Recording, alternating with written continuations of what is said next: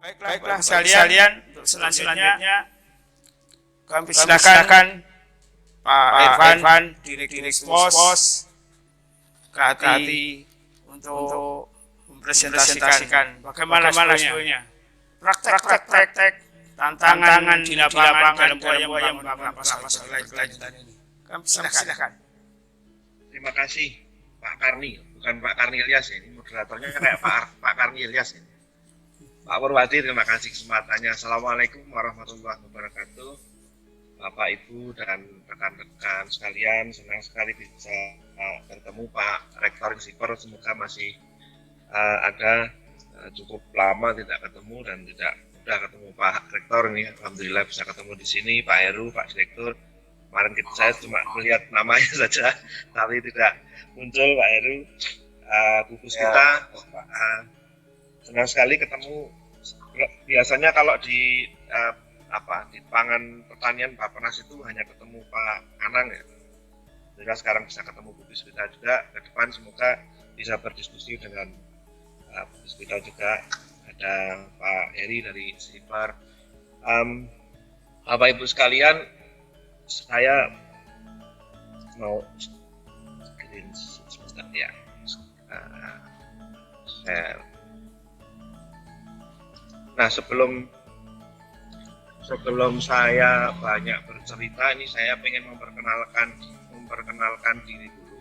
Tadi disebutkan Pak Purwadi, saya Irfan, saya dari SPOS Indonesia, Strengthening Palm Oil Sustainability in Indonesia. Ini satu program kerjasama antar pemerintah sebetulnya, antara Kementerian Perekonomian Republik Indonesia dengan pemerintah Inggris, UKCCU, United Kingdom Climate Change Unit itu namanya.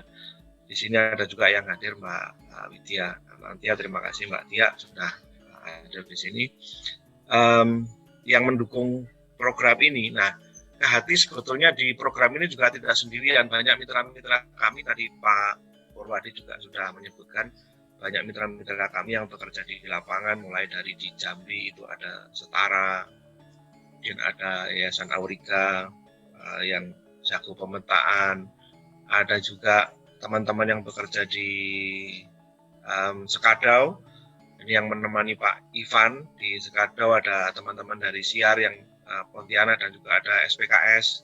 Saya tadi sempat lihat ada Bang Muhtar SPKS Sekadau, ada juga teman-teman yang bekerja di Kota Waringin Timur, ada Jaflek yang di Kota Waringin Timur, kemudian ada KBCF yang bekerja di Pasir, kemudian teman-teman Asosiasi Sawit Rakyat Mandiri Berau. Senang sekali teman-teman ASRM bisa hadir di sini, teman-teman SDF yang di Sulawesi Barat, dan ya pada dasar dapat kami sampaikan Ibu Bapak sekalian yang saya kira sebagian belum mengenal program ini. Program ini memang bekerja di berbagai daerah di Indonesia dengan teman-teman mitra. Jadi KHT ini bukan lembaga yang punya pasukan di mana-mana, tidak, tetapi kita bekerja dengan banyak teman yang bekerja di mana-mana. Nah, kita juga bekerja dengan Kementerian Pertanian, tadi Pak Heru mengatakan, dengan di RAN gitu ya, pelaksanaan RAN, dengan pemerintah daerah, mitra-mitra kami dari daerah, alhamdulillah banyak yang hadir di sini. Nah, itu program, sekilas tentang program kami. Nah, berbicara tentang sawit rakyat, memang tadi ada banyak hal yang disampaikan. Kalau Pak Purwadi tadi pertanyaan tantangan-tantangan apa yang dihadapi dan juga apa yang coba kami lakukan untuk menghadapi tantangan-tantangan itu, meskipun berkontribusi sedikit gitu ya. Nah, yang pertama kita ingin mendudukkan ini sebetulnya. Yang pertama kita ingin melihat sebenarnya seberapa besar sih sawit rakyat kita. Kok nggak bergerak ya?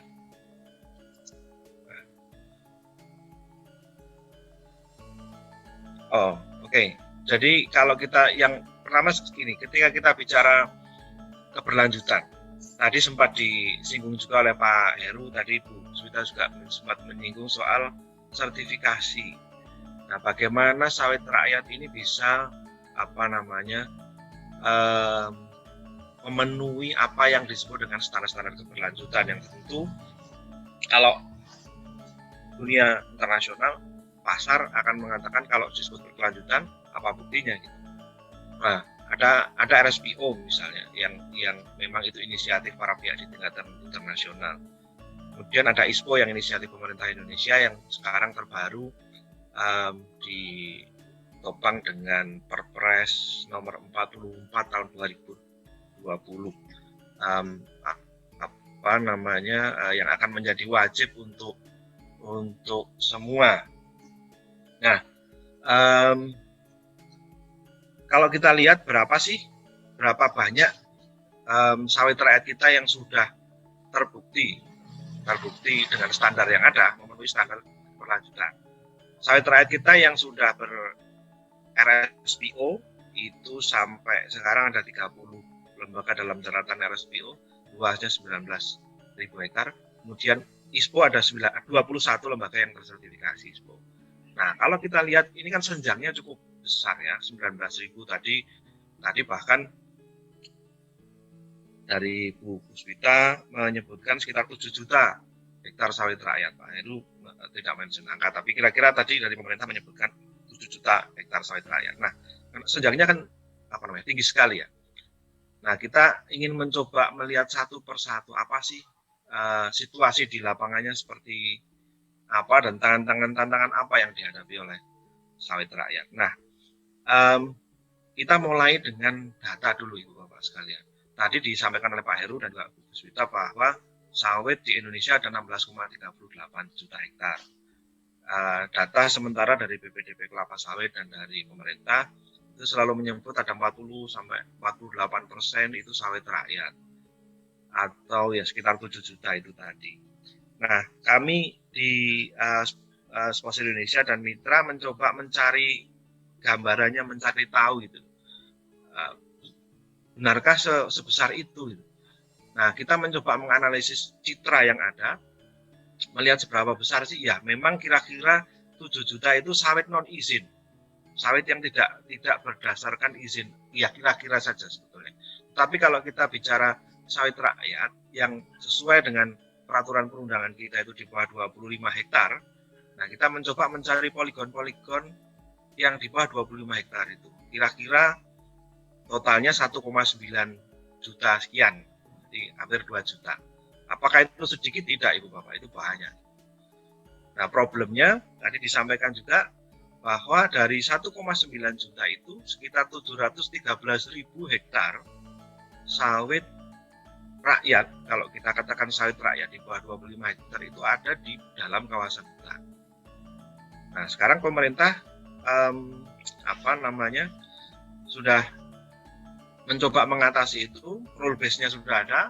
Kalau kami pernah berinisiatif untuk mencoba mencari jalan keluar, kami mengatakan waktu itu melabeli dengan resolusi sawit di kawasan hutan gitu.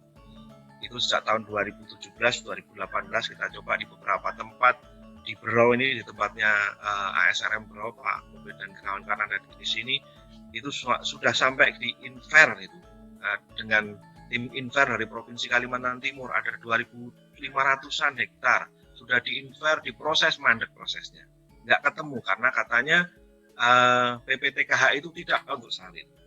Nah, mentok, semuanya mentok. Nah, alhamdulillah semoga sekarang tidak mentok, semoga karena rule base-nya, kerangka hukumnya sekarang sudah tersedia di Undang-Undang Cipta Kerja. Ada jalan keluar itu. Sekarang diturunkan dengan PP 23 2021 dan PP 24 2021. Semoga beberapa skema, saya tidak ingin berbicara jauh tentang itu karena terlalu panjang nanti. Itu adalah jalan-jalan keluar, baik itu melalui reforma agraria, perhutanan sosial yang didorongnya, yang tentu kalau Pak Gulat ini tidak setuju ini.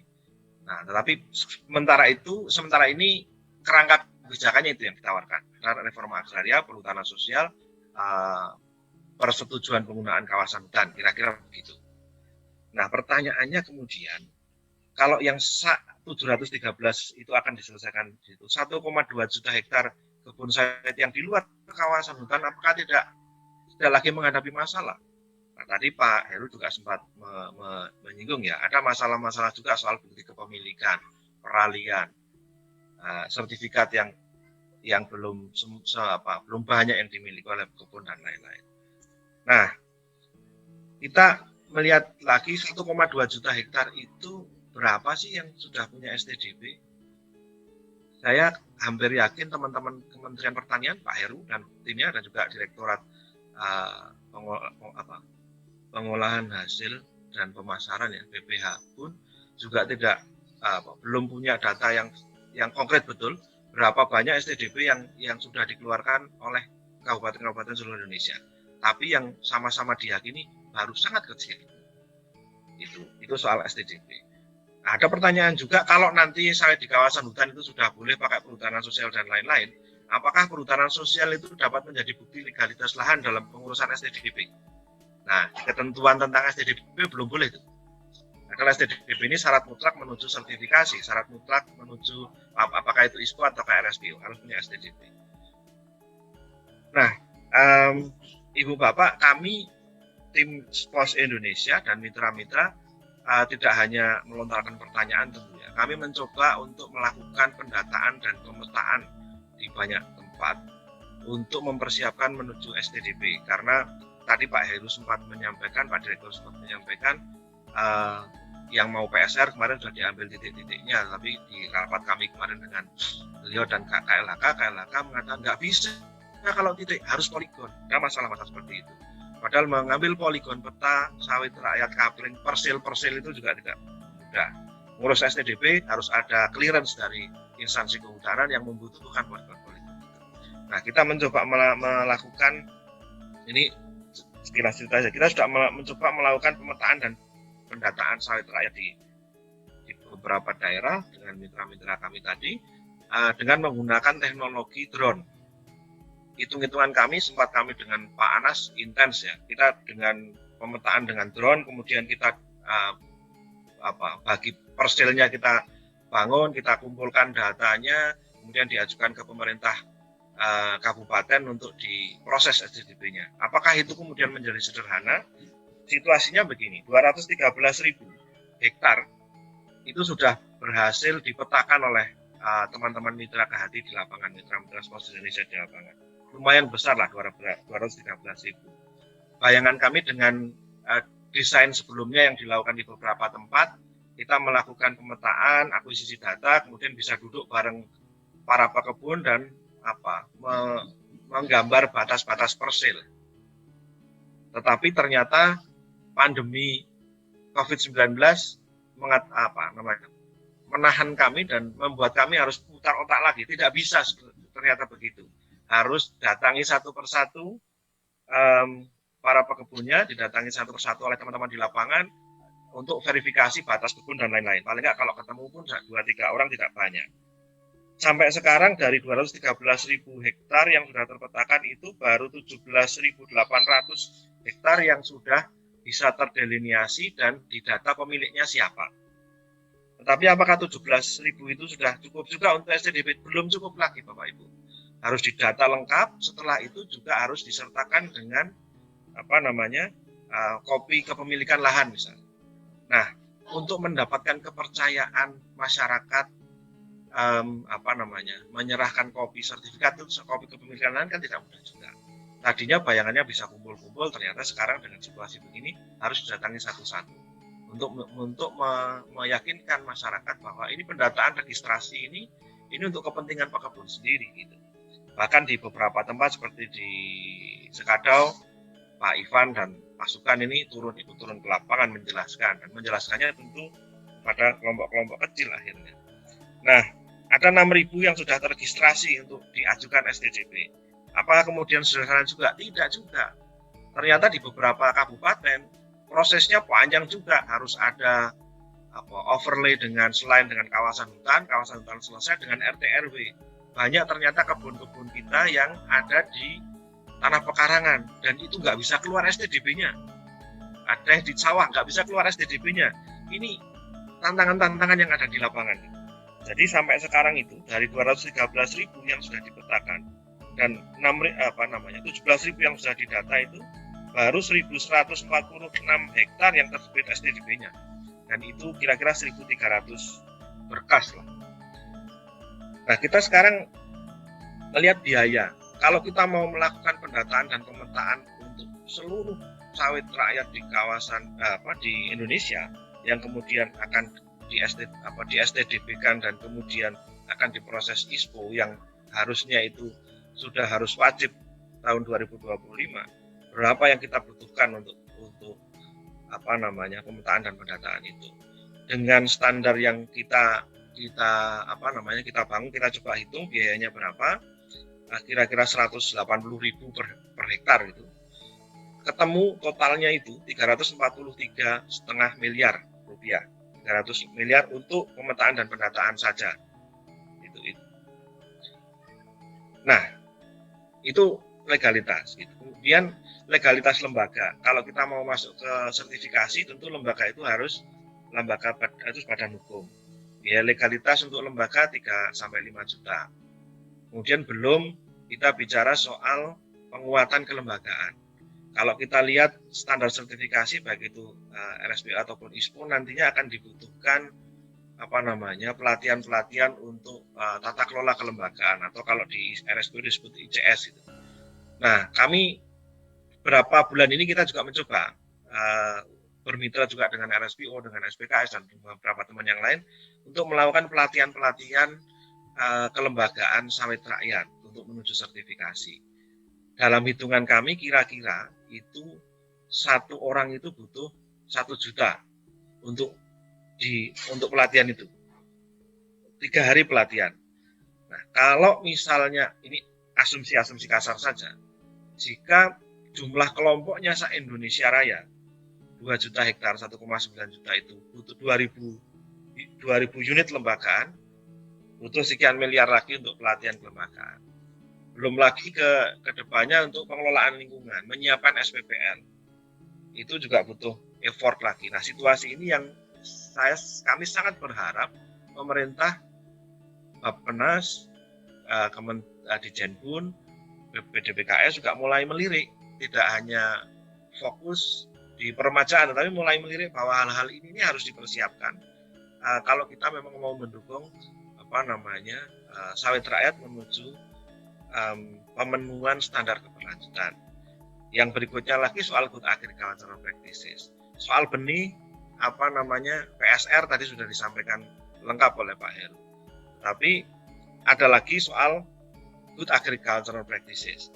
Kembali kita melihat standar sertifikasi itu harus pelatihan juga, harus ada training juga untuk para petani itu. Ternyata kami membayangkan, kalau kebetulan kami juga pernah terlibat dalam sertifikasi hutan rakyat, itu tidak harus ada serangkaian training, yang penting didampingi standar-standar ini. Ternyata di pengelolaan kebun sawit ini harus ada serangkaian pelatihan yang diberikan kepada petani yang membuktikan bahwa mereka sudah paham apa itu agricultural practices dan best management practices.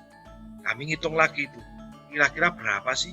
Kalau tadi hitungannya Bu Puspita itu 2,7, kita coba hitungan yang paling aman lah itu. Paling sedikit misalnya 630.000 kebun. Dengan biaya pelatihan yang sama tadi, kira-kira untuk 3 hari pelatihan, kebutuhannya ada 630 miliar untuk melatih pekebun-kebun seluruh Indonesia. Pentahapannya kan berapa tahun kalau alokasi kita ini nggak ada. Jadi itu bukan menebar pesimisme ya, tapi kita mengungkapkan situasi dan tantangan.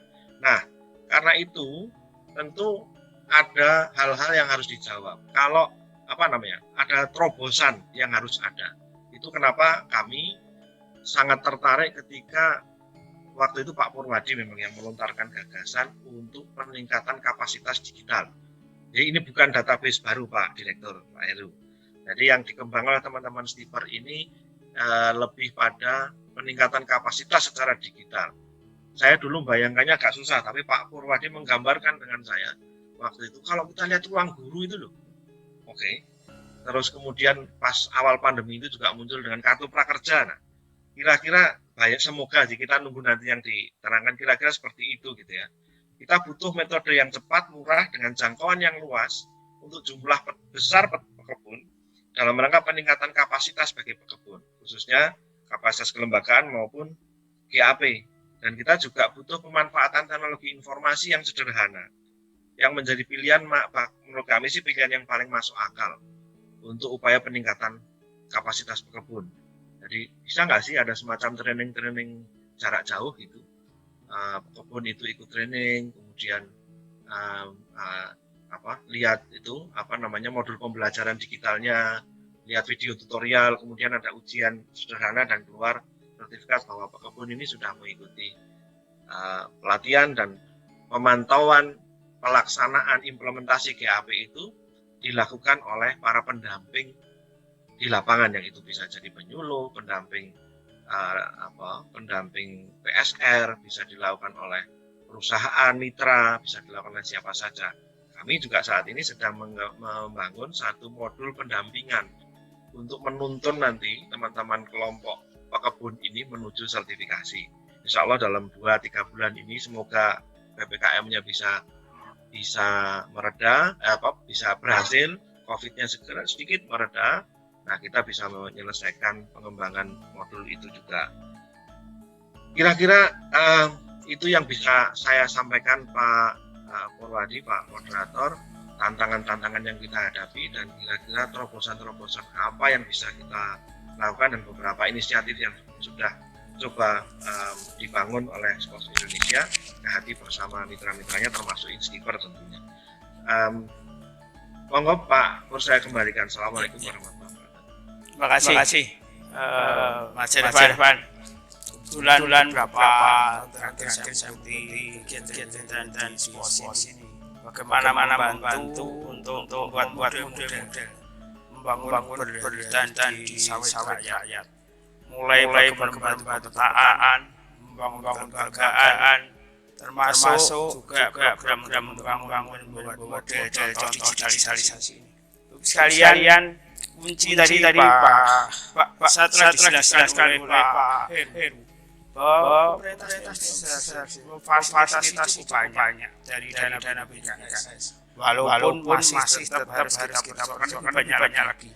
Contohnya syarat dan sebagainya. Tapi faktor kuncinya nanti adalah bagaimana tersedianya database petani. Kenapa tadi disampaikan oleh Pak Irfan? Ternyata membangun database di petani itu tidak mudah. Budaya petani juga perlu kita terus edukasi supaya memiliki pemahaman yang sama. Dan yang juga penting lagi ternyata koordinasi antar lembaga di daerah itu juga relatif minim. Apalagi penggunaan dana pemerintah yang harus mengikuti SOP atau aturan baku. Dengan demikian tadi Pak Irfan bilang, sebetulnya kalau dikatakan pesimis, ya pesimis, tidak. Tapi memang dibutuhkan terobosan bagaimana membantu petani ini. Dibutuhkan dana besar, mungkin bisa 3 triliun, 4 triliun.